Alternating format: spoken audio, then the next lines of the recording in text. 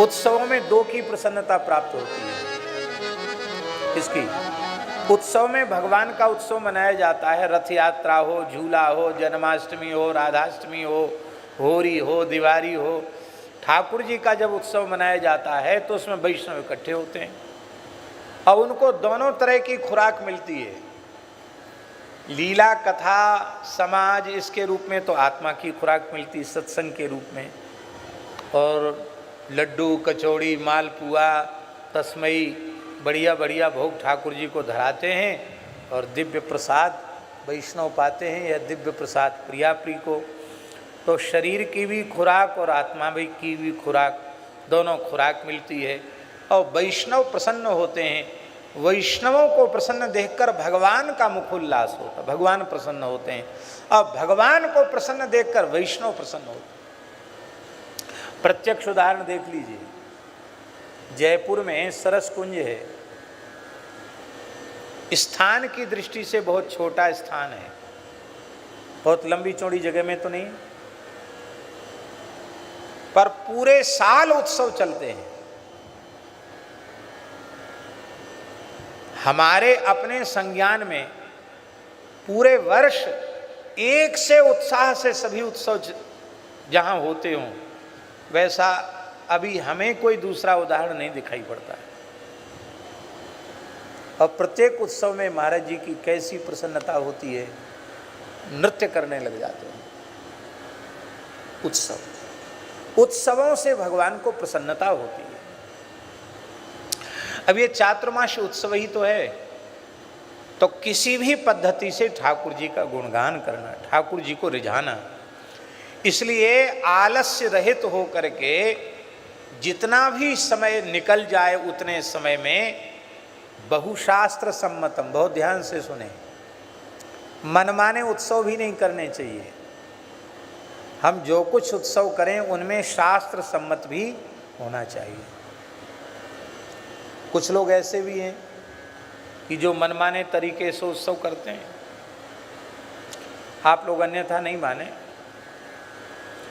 हनुमान जी की जयंती पर केक कटती है, केक। हनुमान जी की जयंती है और केक कहते, केक कहते, क्या कहते हैं उसको, काटा जाता, वहाँ भी मोमबत्ती लोग बुझाते हैं। तो हनुमान जी को happy birthday to you Hanuman ji को बोलते हैं। तो हम आपसे पूछते हैं, क्या ये शास्त्र सम्मत है? उत्सव भी हमारे पूर्वाचार्यों ने जिस पद्धति से मनाए हैं उसी पद्धति से मनाना चाहिए, मनमाने तरीके से नहीं, बहुशास्त्र सम्मतम। क्यों उत्सव करना चाहिए शास्त्र सम्मत?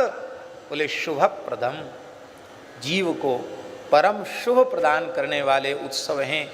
कौन कौन से उत्सव हैं? बोले रथाधिरोपादिकम, एकादशी, रामनवमी, जानकी नवमी, कृष्ण जन्माष्टमी, राधाष्टमी, हनुमत जयंती, नृसिंह चतुर्दशी और जल विहार, वसंतोत्सव, होरी महोत्सव, दिवाली महोत्सव, रथ यात्रा महोत्सव, झूलन महोत्सव, सभी उत्सवों को, और श्री राम लीला, रास लीला, भक्त लीला, भगवत लीला, ये सब उत्सव हैं। इनको आयोजित करना चाहिए क्योंकि यह आयोजन निष्काम सहज भक्ति को प्रदान करने वाले हैं और भगवान श्री हरि को संतुष्ट करने वाले हैं। अब प्रश्न उठा कि इन उत्सवों को मनाने से मिलता क्या है? देखो, दो तरह के लोग होते हैं। कुछ लोग ऐसे होते हैं जिनको अंधन को आंख देत, कोढ़िन को काया, बांझन को पुत्र देत, निर्धन को। कुछ ऐसी प्रकृति के लोग होते हैं, उनको और कुछ नहीं चाहिए, तो ऐसे लोगों की भी इच्छाएं पूर्ण हो जाती हैं। पर ये बुद्धिमानी नहीं है। अंधे को आंख मिल गई तो संसार चक्र तो नहीं छूटा, पुत्र मिल गया तो, सुअर के तो बहुत पुत्र होते हैं एक बार में, वो उसको मोक्ष कहाँ मिलता है?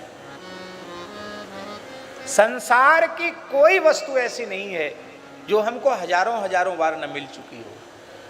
इसलिए उत्सवों का फल क्या होना चाहिए? अर्थ न धर्म न काम रुचि, गति न चहो निर्वाण, जन्म जन्म रति राम पद, यह वरदान नाम। भगवान की अहेतु की कृपा जीव को प्राप्त हो जाती है।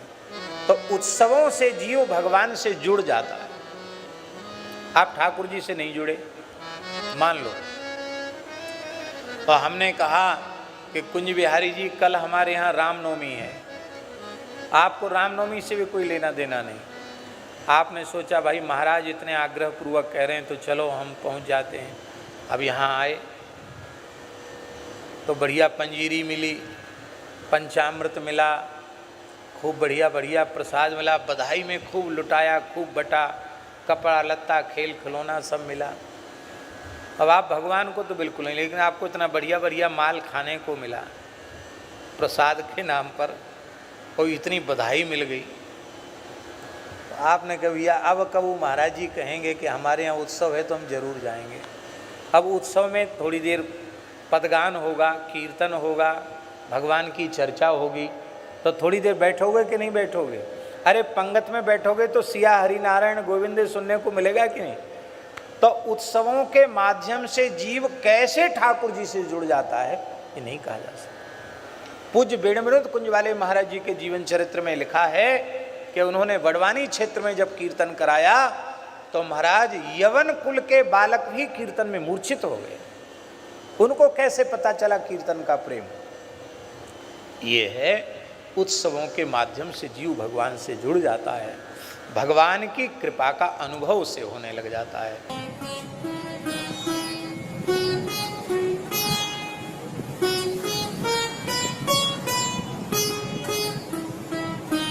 श्री सीताराम प्रतिदिन सत्संग एवं दर्शन के लिए श्री महाराज जी के ऑफिशियल चैनल को जरूर सब्सक्राइब करें।